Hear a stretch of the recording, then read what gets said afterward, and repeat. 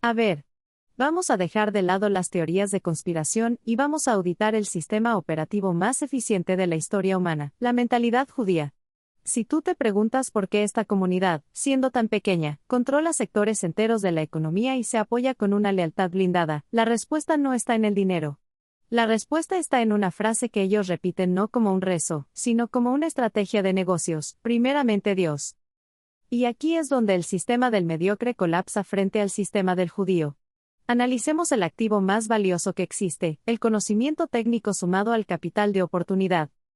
Vamos a ponerlo en un caso forense real para que te duela. Imagina a dos sujetos.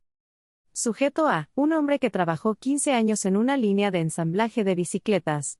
Conoce la mecánica, sabe dónde se compran los rines, sabe cómo se ajustan los frenos, sabe cuánto cuesta el acero.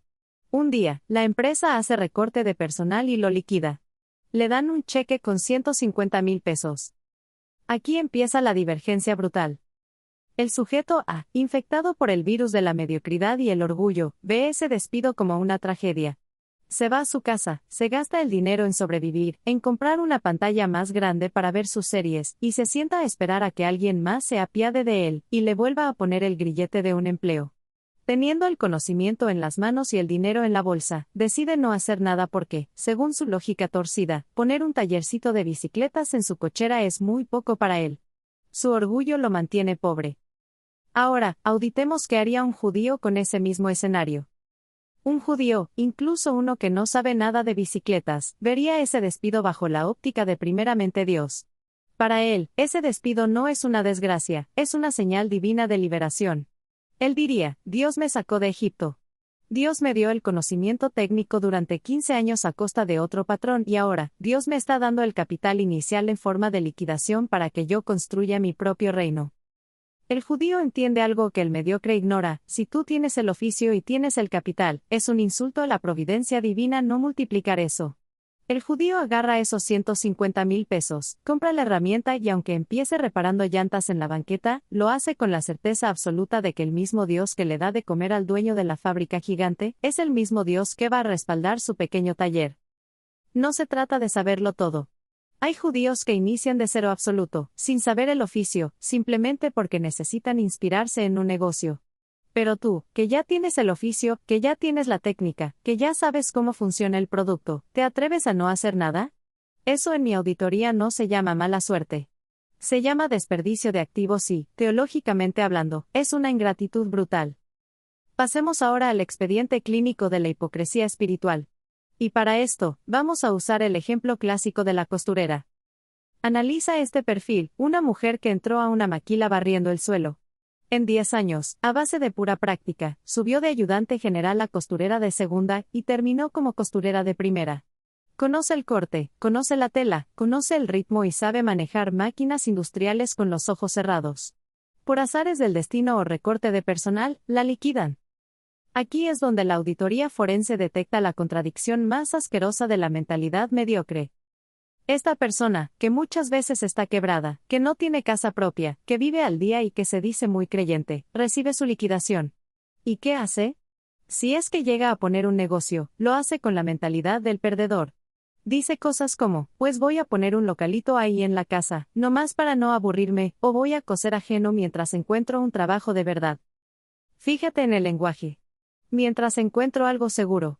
O sea, está pendejeando en la vida. Lo hace por rellenar el tiempo, sin hambre, sin visión. Y si no pone nada, es peor aún. Se cruza de brazos porque su orgullo rancio le dice que ella, con su experiencia, no está para empezar desde abajo en un cuarto de 3x3. Prefiere tener hambre con dignidad de empleada, que tener riqueza con esfuerzo de dueña. Y lo que más me revienta como auditor es la hipocresía religiosa. Es esa misma gente que el domingo se la pasa gritando: Señor Jesús, Jehová proveerá, Dios es mi pastor. Pero cuando ese Dios, en el que dicen creer, les pone la herramienta en la mano, les pone el conocimiento de 10 años en la cabeza y les da el capital de la liquidación para que se liberen de la esclavitud de un salario, ¿qué hacen? Lo desprecian. Tienen la boca llena de versículos, pero el corazón lleno de miedo y soberbia. No tienen la fe para creer que el mismo Dios que sostuvo a la empresa millonaria donde trabajaban, es capaz de sostener su pequeño negocio. Prefieren confiar en un jefe humano que les pague una miseria segura, que confiar en el Dios que dicen adorar para emprender una aventura propia. En contraste, un judío no juega a ver qué pasa. Un judío no abre un negocio para no aburrirse. Si un judío es liquidado, entiende que Dios le acaba de firmar su carta de independencia. No le importa si empieza en un sótano sucio, él ve ese sótano como la sede central de su futuro imperio textil. Porque su fe no es de palabra, es de acción. Él honra a Dios multiplicando el talento, no enterrándolo por orgullo o por miedo. Esa es la diferencia entre ser un religioso mediocre y jodido y ser un empresario bendecido.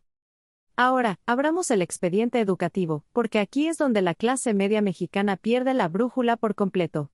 En México existe una disputa estéril y ridícula donde la gente dice, es que las escuelas de paga no sirven, ¿para qué gastar en un tecnológico de Monterrey o en una universidad iberoamericana, si la Universidad Nacional Autónoma de México o el Politécnico tienen mejor nivel académico? A ver. Vamos a detenernos ahí. Tienes razón en un punto técnico, pero estás reprobado en el punto financiero. Hay que dejar algo brutalmente claro.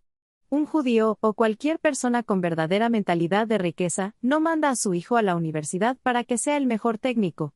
No lo manda para que sea el que mejor hace la cirugía, ni el que mejor calcula la trave, ni el que mejor atiende la consulta dental. Eso déjaselo al empleado estrella. El padre mediocre dice con orgullo, quiero que mi hijo sea el mejor empleado, el más capacitado, el que más se esfuerce. El padre con mentalidad empresarial dice, quiero que mi hijo vaya a hacer alianzas. Esa es la diferencia abismal. Un judío paga colegiaturas altas no por lo que enseñan los libros, porque el cálculo integral es el mismo en la escuela pública que en la privada. Paga por el quién. Paga para que su hijo se siente en el pupitre de al lado del hijo del dueño de la naviera o del hijo del que tiene las fábricas en China. El objetivo no es sacar 10 en el examen. El objetivo es que, en el receso, se genere una plática donde uno diga, mi familia tiene la patente de este producto y el otro responda, perfecto, mi familia tiene la logística para traerlo de Asia y distribuirlo. Ahí, en la cafetería, es donde se cierran los negocios de millones de dólares del futuro, no en la biblioteca estudiando para ser el empleado del mes. Mientras el estudiante promedio se mata queriendo ser el que mejor ejecuta el trabajo, el estudiante con mentalidad de tiburón está buscando equipo de trabajo. Está buscando quién tiene el capital, quién tiene los contactos y quién tiene la infraestructura. Es doloroso escucharlo, pero la escuela, en los niveles altos, no es un centro de capacitación laboral, es un club de relaciones públicas. Y si tú sigues creyendo que tu hijo va a ser millonario solo por ser el que mejor se aprendió la lección de memoria, lo estás condenando a ser la mano de obra calificada de aquel que fue a la universidad a hacer socios, no a hacer tareas. Pregúntale a esa gente que siempre dice yo quiero que mi hijo sea empresario. ¿De qué? ¿Cómo? Si le da miedo que su hijo socialice con el dinero. La educación más importante no es técnica, es humana. Es saber quién tiene la llave de la puerta que tú necesitas abrir. Finalmente, llegamos a la prueba de fuego.